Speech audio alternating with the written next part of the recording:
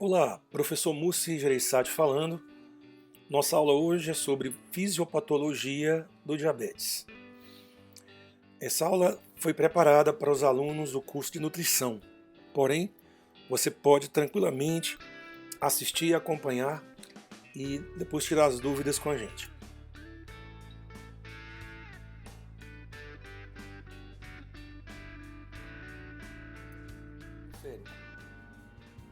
Mas vamos entender isso de uma maneira ilustrada. Aqui do lado esquerdo, quando uma pessoa não tem diabetes, faz uma refeição. Então, lá no estômago, o alimento é quebrado em açúcares bem simples, né, principalmente a glicose, e é absorvido. Dessa forma, libera hormônios do tipo incretina que vão avisar para o pâncreas que está na hora de liberar insulina. O pâncreas começa então a trabalhar e o fígado recebe também um sinal de parar de produzir a glicose. Daí, a insulina ajuda a glicose a colocar, a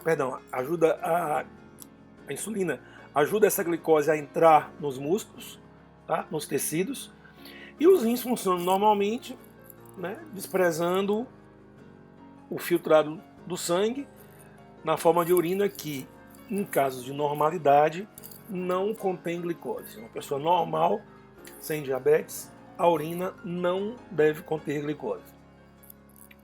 Porém, quando uma pessoa tem diabetes, faz uma refeição, os hormônios incretinomiméticos, ou seja, do tipo incretina, ou estão defeituosos ou não são liberados corretamente. Então, o pâncreas não recebe esse sinal ou não vai funcionar de forma adequada.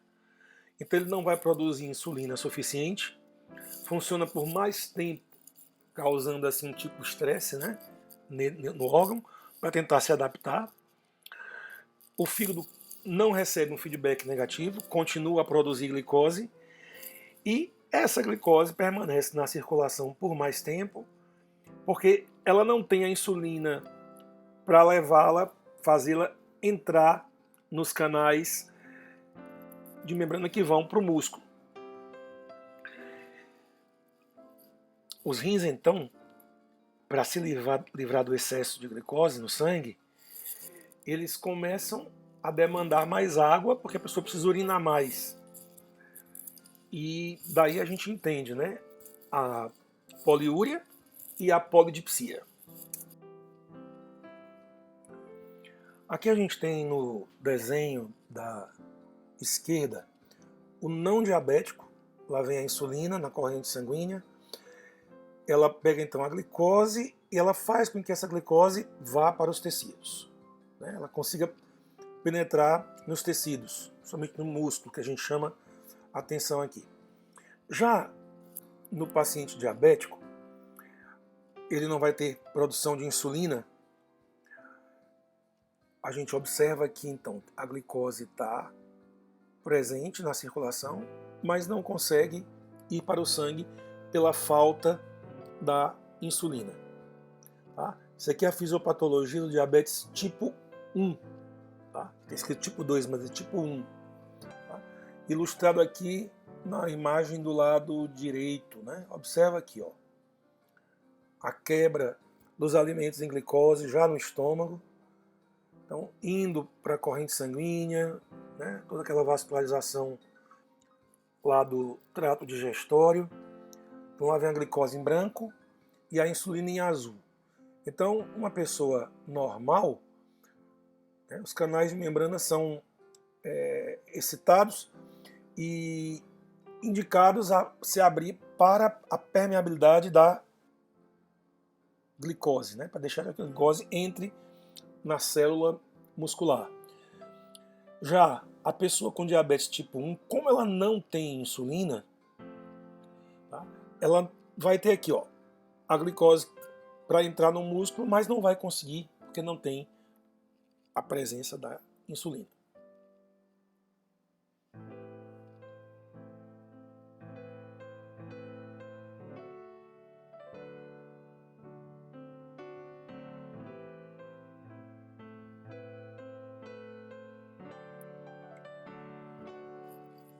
Revendo aqui então os conceitos que já falamos, os diabetes mais comuns, diabetes mellitus tipo 1, né, ocorre então porque o organismo ataca, né, através do sistema imunológico, de maneira equivocada as células beta-pancreáticas. Esse mecanismo não é totalmente conhecido ainda. Então, o pâncreas para de produzir a glicose ou produz muito pouco. Então, a glicose fica no sangue, que a gente chama de hiperglicemia, e esse processo acomete 5 e 10% do total de pessoas. Essas pessoas com diabetes tipo 1 normalmente são crianças ou adolescentes, né, na maioria delas. Normalmente o tratamento é feito com insulina, medicamentos, um bom planejamento alimentar, nutricionistas aí apostos. A atividade física vai ajudando a colocar a glicose para o músculo e diminuí-la no sangue. Já no diabetes tipo 2, nós temos que o organismo não consegue usar adequadamente a insulina que ele produz. Ou então ele não produz insulina suficiente. Tá? Então, o diabetes tipo 2 ocorre em cerca de 90% das pessoas, é o mais comum. Manifesta-se principalmente em adultos, mas também pode ser observado em crianças e pessoas mais jovens.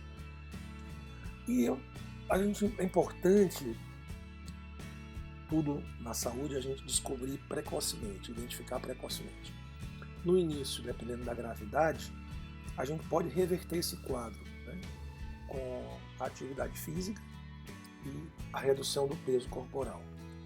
Então, se há uma mudança de hábitos, como um bom planejamento alimentar, nós temos que vários casos de diabetes tipo 2 podem ser curados. Eu já vi algumas pessoas falando, discutindo que o diabetes tipo 2, todo diabetes tipo 2, ele é curável, porque ele responde muito bem ao plano alimentar adotado, né, dieta hipocalórica e a atividade física. Essa atividade física não precisa ser atividade intensa, ela tem só que ser regular. A grande questão aí no diabetes tipo 2 é que é a maior causa de cegueira, insuficiência renal, AVC, amputação, essa mutilação é terrível, né? E doença arterial coronariana. Então, diabetes e doença circulatória andam lado a lado, né? São amigas, e o que uma faz, a outra tende a bater palma, a aplaudir. Então, tem em torno de recursos de saúde um grande impacto econômico. E o problema que eu observo muito na clínica é que as pessoas têm muita resistência a fazer atividade física e a mudar os hábitos alimentares. Então elas acham que só o tratamento medicamentoso vai resolver. E isso não é verdade, não é o que acontece.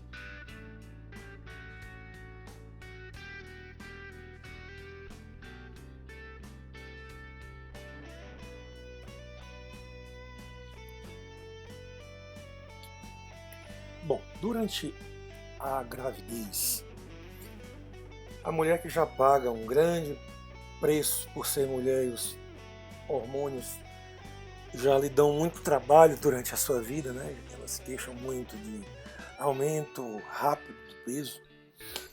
Acontece uma coisa bem inusitada. A placenta é uma fonte de hormônios, né? E esses hormônios reduzem a ação da insulina, que deveria levar a glicose produzida normalmente pelo pâncreas da mulher lá para os tecidos. Então, o pâncreas é demandado a produzir muito mais insulina para compensar o quadro e vai havendo esse equilíbrio, essa homeostase. Porém, em algumas mulheres o processo não ocorre.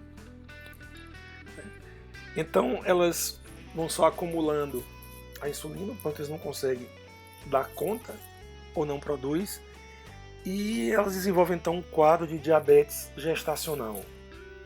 Então aumenta-se o nível de glicose pelo sangue. Isso até sinaliza para o tratamento medicamentoso, que é a insulina. Não se usam antidiabéticos orais, né, nas gestantes. O que vai acontecer então aí com esse bebê que vai ser exposto durante o período gestacional a grandes quantidades de glicose, né, então, dentro do útero? Então ele tende a crescer muito, o que a gente chama de macrosomia fetal.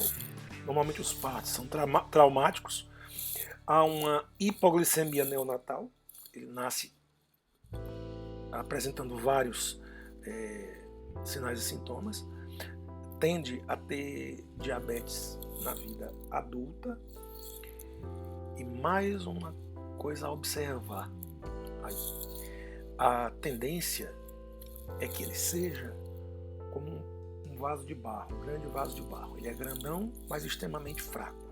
Qualquer coisa pode causar uma doença e ele é bem menos resistente do que os filhos de mães não diabéticas ou que não desenvolveram diabetes gestacional.